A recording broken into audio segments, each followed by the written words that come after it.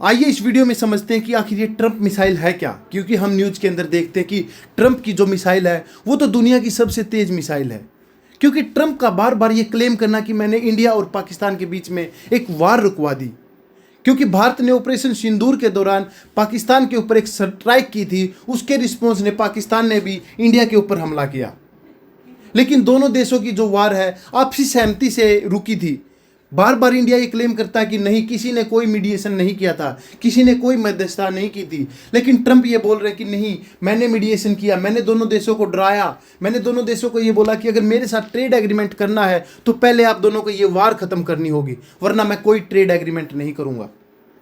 इसीलिए ट्रंप बार बार ये भी बोलते हैं कि दोनों देशों के बीच तो मैंने न्यूक्लियर वार होने से रुकवा दी। दोनों देश न्यूक्लियर वार की तरफ बढ़ रहे थे, इसलिए मुझे नोबेल पीस प्राइज भी दिया जाए, इसके लिए एक शांति पुरस्कार दिया जाए। इसीलिए ट्रंप की इस मिसाइल को, ट्रंप के इस बार बार क्लेम को ट्रंप मिसाइल बोला जा रहा है। आई होप आपको समझ आया होगा। लेकिन अब की बार जो स्टेटमेंट दी है ट्रंप ने, वो किस तरह भारत के विरुद्ध है। देखिए, ट्रंप ने बोला है कि इस वार के अंदर, इंडिया पाकिस्तान की इस वार के अंदर फाइटर जेट गिराए गए थे।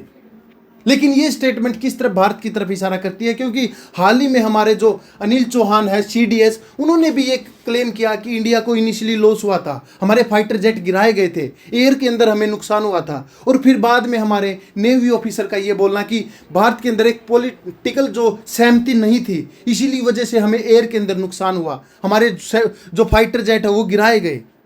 लेकिन बार बार ट्रंप का ये जो भारत के विरुद्ध बयान देना उन रिश्तों पर भी, उन कैंपेन पर भी सवाल खड़े करता है कि भारत ने किस तरह से एक फ्रेंडली कैंपेन किए थे ट्रंप के इलेक्शन कैंपेन के दौरान, नमस्ते ट्रंप जैसे, हाउस द मोदी।